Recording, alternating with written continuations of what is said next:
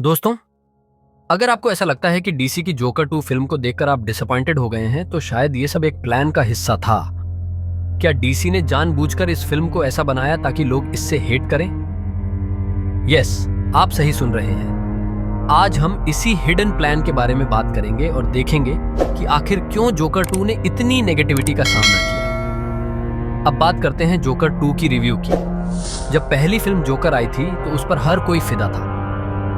इसने न सिर्फ बॉक्स ऑफिस पर धमाल मचाया बल्कि लोगों के दिलों में भी एक खास जगह बना ली। जोआकिन फेनिक्स ने आर्थर फ्लेक के किरदार को इतनी खूबसूरती से निभाया कि हर कोई उसे समझने लगा और उसकी कहानी में खुद को देख पाया। यह फिल्म एक साइकोलॉजिकल एक्सप्लोरेशन थी जिसने हमें दिखाया कि कैसे एक व्यक्ति समाज के ताने बाने के कारण विकृत हो सकता है। जैसे ही जोकर 2 की घोषणा हुई, लोगों के मन में उम्मीदें और सवाल दोनों ही थे। पहली फिल्म ने अपने आप में सब कुछ खत्म कर दिया था, एक सेल्फ कंटेन्ड स्टोरी के रूप में। क्या आर्थर फ्लेक की कहानी को आगे बढ़ाने की जरूरत थी? यह एक बड़ा रिस्क था और इसी के चलते कई फैंस को डर था कि सीक्वल इस महानता को बर्बाद कर सकती है। जब जोकर 2 रिलीज हुई तो उसे मिक्स्ड रिव्यूज मिले। कुछ क्रिटिक्स ने कहा कि फिल्म ने अपने प्रीडिसेसर की गहराई को नहीं पकड़ पाई, और जबकि कुछ ने इसके आर्टिस्टिक डायरेक्शन की तारीफ की। ऐसा लगता है कि इस फिल्म ने अपने फैंस की उम्मीदों पर पानी फेर दिया। जहां पहले भाग ने हमें एक कॉम्प्लेक्स कैरेक्टर के साइकी को समझने का मौका दिया, वहीं जोकर 2 ने उस इंटेंसिटी को कहीं खो दिया। फिल्म का मुख्य संदेश भी उसे नकारात्मकता की ओर ले गया। दर्शक जोकर के राइज को देखने के लिए उत्सुक थे, लेकिन इस सीक्वल ने एक अलग ही कहानी पेश की। आर्थर का इमोशनल स्ट्रगल और उसकी पहचान के बीच की जद्दोजहद को लेकर कहानी आगे बढ़ी, जो शायद फैंस को वो एक्साइटमेंट नहीं दे पाई जिसकी उन्हें उम्मीद थी। इसके बजाय हमने देखा कि आर्थर अपने जोकर पर्सोना से दूर भागता है और यह बदलाव दर्शकों को निराश कर गया। इसके अलावा जोकर 2 का एक म्यूजिकल एंगल भी था जो बहुत से लोगों को समझ में नहीं आया। पहली फिल्म में संगीत का उपयोग महत्वपूर्ण था, लेकिन यहाँ यह एक अलग ही दिशा में चला गया। दर्शक चाहते थे कि उन्हें जोकर का डार्कर, मोर थ्रिलिंग एक्सपीरियंस मिले, लेकिन म्यूजिकल नंबर्स ने कई ड्रामेटिक मोमेंट्स को डल कर दिया। इससे भी दर्शकों में निराशा बढ़ी और यह एक और कारण बना कि क्यों जोकर 2 की छवि इतनी नकारात्मक हो गई। अब बात करते हैं कि जोकर 2 क्यों फ्लॉप हुई। सबसे पहले यह कहना होगा कि जब किसी फिल्म की पहली कड़ी इतनी सफल होती है तो दूसरी कड़ी से उम्मीदें बहुत ज्यादा बढ़ जाती हैं। जोकर ने $1 बिलियन से अधिक कमाया और उसे सबसे बड़े R-रेटेड मूवीज में से एक माना गया। ऐसे में जोकर 2 पर सभी की नजरें थीं, लेकिन शायद यही वो जगह थी जहां फिल्म ने अपने पैरों पर कुल्हाड़ी मार ली। एक प्रमुख कारण यह है कि जोकर 2 की कहानी ने दर्शकों की उम्मीदों को पूरी तरह से तोड़ दिया। जहां पहले भाग में आर्थर की विकृति और उसका उदय दिखाया गया, वहीं इस सीक्वल ने उसे एक इमोशनल स्ट्रगल में उलझा दिया। फिल्म में जो अपेक्षित एक्साइटमेंट और थ्रिल था वह पूरी तरह से गायब था। दर्शकों को जोकर के एक मनोरंजक और खतरनाक रूप में देखने की उम्मीद थी, लेकिन फिल्म ने आर्थर फ्लेक के रूप में एक कमजोर किरदार को ज्यादा आगे बढ़ाया, जिससे दर्शकों का ध्यान खींचने में विफल रही। दूसरी बात, इस फिल्म का म्यूजिकल फॉर्मेट भी एक बड़ा कारण बना। जोकर ने संगीत को एक महत्वपूर्ण तत्व के रूप में इस्तेमाल किया, लेकिन जोकर 2 में यह एक पूरी तरह से म्यूजिकल बन गया। बहुत से दर्शकों ने इस बदलाव को पसंद नहीं किया।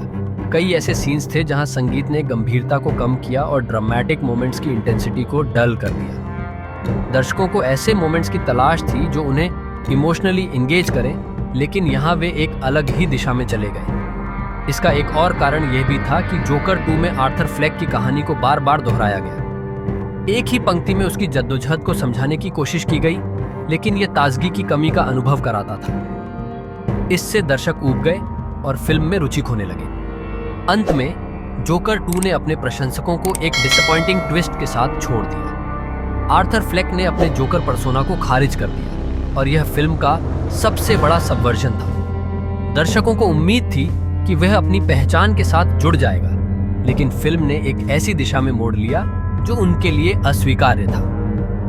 इन सभी कारणों से जोकर 2 को वह सफलता नहीं मिली जिसकी इसे उम्मीद थी। इसके स्थान पर यह एक ऐसी फिल्म बन गई जो दर्शकों के लिए डिसअपॉइंटमेंट का कारण बनी। अब बात करते हैं कि जोकर 2 को और बेहतर कैसे बनाया जा सकता था। एक संभावित सुधार यह था कि फिल्म को एक स्पष्ट दिशा दी जाती। जोकर ने हमें आर्थर फ्लेक की गहराई और जटिलता का एहसास कराया, लेकिन जोकर 2 में कहानी को और भी एंगेजिंग बनाने की जरूरत थी। एक ऐसा स्क्रिप्ट लिखा जा सकता था जो आर्थर के जोकर बनने की यात्रा को रोचक और थ्रिलिंग तरीके से दिखाता। दूसरी बात, म्यूजिकल एलिमेंट्स को कम करके फिल्म को उसकी डार्कर टोन पर ध्यान केंद्रित करना चाहिए था।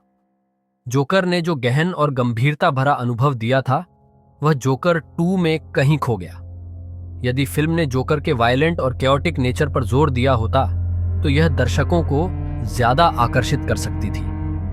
साथ ही आर्थर फ्लेक और जोकर के बीच के ड्युअलिटी को बेहतर तरीके से समझाया जा सकता था। फिल्म में यह दिखाया जा सकता था कि कैसे आर्थर फ्लेक धीरे धीरे जोकर बनने की ओर बढ़ता है, जिससे दर्शकों को उसकी यात्रा को देखने में रुचि बनी रहती। एक और पहलू जो फिल्म को और मजबूत बना सकता था, वह था सपोर्टिंग कैरेक्टर्स का डेवलपमेंट। लेडी गागा का किरदार, जो हार्ली क्विन की तरह दिखाई देता है, को और भी गहराई और कॉम्प्लेक्सिटी दी जा सकती थी।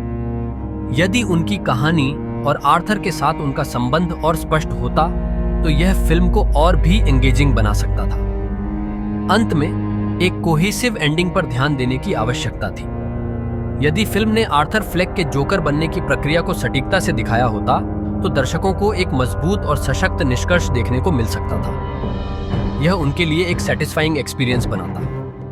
इन सभी सुधारों के साथ जोकर 2 न केवल एक बॉक्स ऑफिस सक्सेस बन सकती थी, बल्कि इसे जोकर के शानदार लेगेसी को आगे बढ़ाने का मौका भी मिलता। अब यह देखने वाली बात होगी कि क्या डीसी भविष्य में ऐसी फिल्मों से कुछ सबक लेगा। तो दोस्तों, जोकर 2 की यात्रा के बाद हमने देखा कि यह फिल्म उम्मीदों पर खरी नहीं उतरी। न केवल यह एक बॉक्स ऑफिस फ्लॉप साबित हुई, बल्कि इसने अपने प्रीडिसेसर की महानता को भी कम कर दिया। जोकर ने हमें एक ग्रिपिंग और थॉट प्रोवोकिंग कहानी दी, लेकिन जोकर 2 ने दर्शकों को डिसअपॉइंटमेंट का सामना कराया। डीसी ने जिस प्रकार की उम्मीदें बनाई थीं, वह उन्हें पूरा करने में असफल रहा। दर्शकों को एक एंगेजिंग नैरेटिव, थ्रिलिंग मोमेंट्स और एक कंपेलिंग कैरेक्टर आर्क की तलाश थी, लेकिन जोकर 2 ने सभी जगहों पर चूक की। यह कहना गलत नहीं होगा कि शायद डीसी ने यह जानबूझकर किया ताकि फिल्म की नकारात्मकता को दर्शकों के सामने लाया जा सके। आपको क्या लगता है? क्या जोकर 2 एक इंटेंशनली फ्लॉड सीक्वल है या सिर्फ एक बुरी फिल्म? हमें अपने विचार नीचे कमेंट्स में बताएं। और हाँ, अगर आपको हमारा यह वीडियो पसंद आया हो तो हमें सब्सक्राइब करना न भूलें।